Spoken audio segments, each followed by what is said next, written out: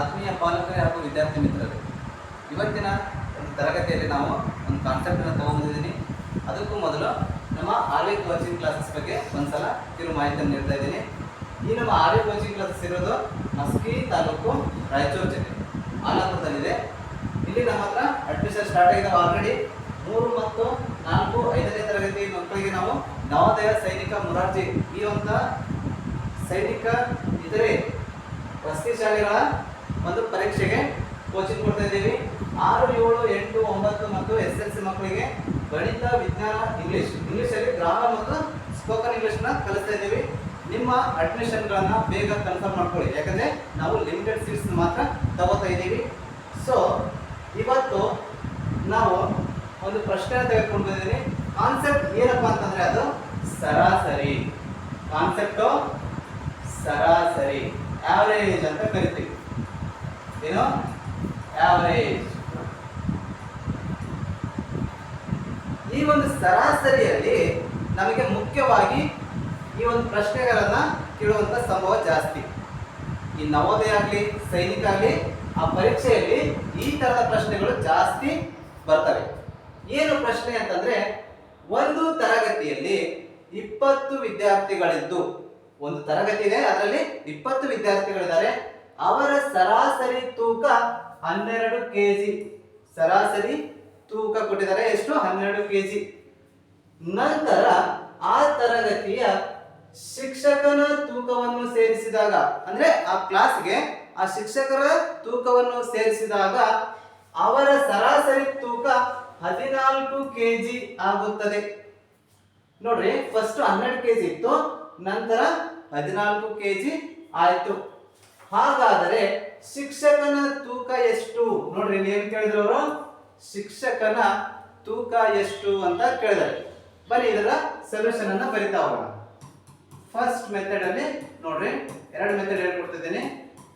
First method, first ನಾವು traditional ಮೆಥಡ್ಗೆ ಹೋಗೋಣ. ಹೇಗೆ ಅಂತಂದ್ರೆ, ಫಸ್ಟ್ 20 ವಿದ್ಯಾರ್ಥಿಗಳ ತೂಕವನ್ನು ಕಂಡುಹಿಡಿಯೋಣ. 20 ವಿದ್ಯಾರ್ಥಿಗಳ ತೂಕ. 20 ವಿದ್ಯಾರ್ಥಿಗಳ ತೂಕ ಯಾವ ರೀತಿ ಕಂಡುಹಿಡಿಯಬೇಕಂತಂದ್ರೆ, ನಾವು ವಿದ್ಯಾರ್ಥಿಗಳ ಸಂಖ್ಯೆ ಇಂಟು ಅವರ ಸರಾಸರಿ, ತೂಕದ ಸರಾಸರಿ ಎಷ್ಟೈತೆ ಅದು ಎರಡನ್ನ ಗುಣಾಕಾರ ಮಾಡಬೇಕು. ನೋಡ್ರಿ, ಇಲ್ಲಿ 20 ಇಂಟು 12 ಮಾಡಿದ್ರೆ ಎಷ್ಟಾಗುತ್ತೆ? 240. ಇದು ಏನು? ಕೆಜಿ. 20 ವಿದ್ಯಾರ್ಥಿಗಳ ತೂಕ ಇದು. 12 2 24, 0ಗೆ 0 ಎಷ್ಟಾಯ್ತು? 240 kg ಆಯ್ತು.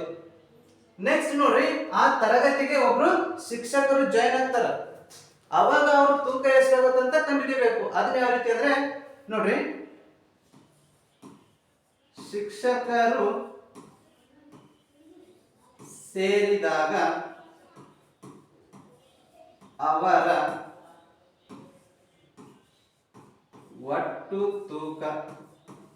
ಅಂದ್ರೆ ಇದರಲ್ಲಿ ವಿದ್ಯಾರ್ಥಿಗಳ ತೂಕನೂ ಬಂತು, ಆಮೇಲೆ ಆ ಶಿಕ್ಷಕರ ತೂಕವು ಬಂತು. ಎರಡು ಸೇರಿಸಿಕೊಂಡು ನಾವು ಕಂಡುಹಿಡಿತೀವಿ. ನೋಡ್ರಿ, ಮೊದಲು 20 ವಿದ್ಯಾರ್ಥಿಗಳಿದ್ರು, ನೆಕ್ಸ್ಟ್ ಆ ಶಿಕ್ಷಕರೊಬ್ರು ಸೇರ್ಕೊಂಡ್ರು. ಟೋಟಲ್ ಎಷ್ಟು ಜನ ಆದ್ರು? 21 ಜನ ಆದ್ರು. ನೆಕ್ಸ್ಟ್ ಅವ್ರದ್ದು ಸರಾಸರಿ ತೂಕ ಎಷ್ಟು ಆಗಿದೆ? ಇಲ್ಲಿ ಕೊಟ್ಟಿದ್ದಾರೆ ನೋಡಿ, 14 kg ಆಗಿವೆ. 14 kg ಬರ್ಕೊಳ್ಳೋಣ. ಇವು ಎರಡನ್ನು ನಾವು ಗುಣಾಕಾರ ಮಾಡೋಣ.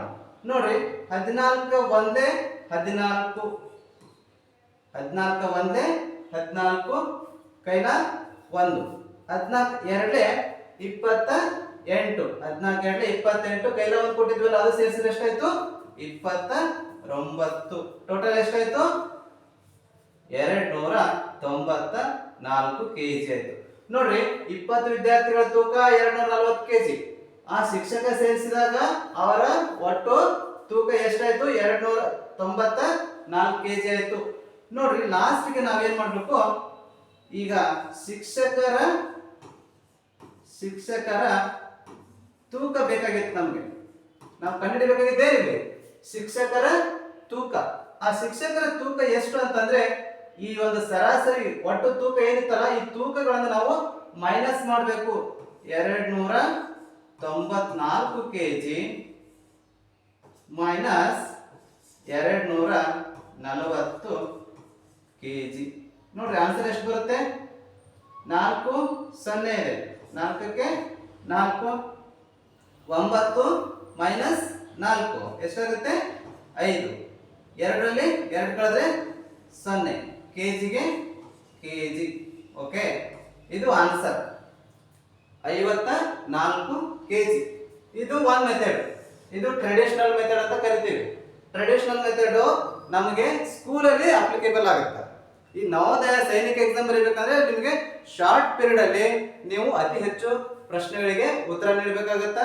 ಆಮೇಲೆ ನಿಮಗೆ ಜಾಸ್ತಿ ಇದೆಲ್ಲ ಬರ್ಕೊಂತ ಕೂಡ ಟೈಮ್ ಇರಲ್ಲ. ಸೊ ನಾನು ಸೆಕೆಂಡ್ ಮೆಥಡ್ ಹೇಳ್ತೀನಿ ನೋಡ್ರಿ. ಸೆಕೆಂಡ್ ಮೆಥಡ್ ಅಲ್ಲಿ ಶಾರ್ಟ್ ಕಟ್ ಹೋಗೋಣ. ಸೆಕೆಂಡ್ ಮೆಥಡ್ ಏನಪ್ಪಾ ಅಂದ್ರೆ ಶಾರ್ಟ್ ಕಟ್. ಶಾರ್ಟ್ ಕಟ್ ಏನಪ್ಪಾ, ಇದರಲ್ಲಿ ಒಂದು ಸೂತ್ರ ಬರ್ತದೆ. ನಾವು ಸೂತ್ರ ಇದೆ ನೋಡ್ಕೊಳ್ಳಿ. ಈ ಸೂತ್ರ ಬಹಳ ಇಂಪಾರ್ಟೆಂಟ್. ಏನ್ ಸೂತ್ರ ಅಂದ್ರೆ ನಂತರದ ಸರಾಸರಿ,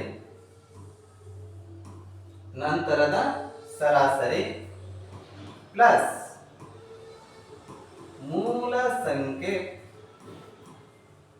ಮೂಲ ಸಂಖ್ಯೆ ಇಂಟು ಸರಾಸರಿಗಳ ವ್ಯತ್ಯಾಸ ಅನ್ನೋದು ಸೂತ್ರ. This is the most important formula to find the teachers weight. ನೋಡ್ರಿ, ನಂತರದ ಸರಾಸರಿ, ನಂತರದ ಸರಾಸರಿ ಯಾವುದು ಅಂದ್ರೆ ಫಸ್ಟ್ 12 ಕೆಜಿ ಇತ್ತು, ಆಮೇಲೆ ಎಷ್ಟಾಯ್ತು? 14 ಕೆಜಿ ಆಯ್ತು. ಅಂದ್ರೆ ಇದು ನಂತರದ ಸರಾಸರಿ. ನಂತರದ ಸರಾಸರಿ ಇದ್ದಲ್ಲಿ 14 ಅಂತ ಬರೀರಿ. ಪ್ಲಸ್ಗೆ ಪ್ಲಸ್ ಹಾಕೋಣ. ಮೂಲ ಸಂಖ್ಯೆ, ಮೂಲ ಸಂಖ್ಯೆ ಅಂತಂದ್ರೆ ಫಸ್ಟ್ ವಿದ್ಯಾರ್ಥಿಗಳು ತರಗತಿಯಲ್ಲಿ ಎಷ್ಟು ವಿದ್ಯಾರ್ಥಿಗಳಿದ್ರು? 20 ಅಲ್ವಾ? ಅದನ್ನ ನಾವು ಮೂಲ ಸಂಖ್ಯೆ ಅಂತ ಕರಿತೀವಿ. ಮೂಲ ಸಂಖ್ಯೆಯಲ್ಲಿ 20 ಬರೆಯೋಣ. ಗುಣಾಕಾರ ಸರಾಸರಿಗಳ ವ್ಯತ್ಯಾಸ, ಸರಾಸರಿಗಳ ವ್ಯತ್ಯಾಸ. 2 ಸರಾಸರಿ ಇದಾವೆ, ಒಂದು ಮೂಲ ಸರಾಸರಿ ಆಮೇಲೆ ಚೇಂಜ್ ಆಗಿದೆ.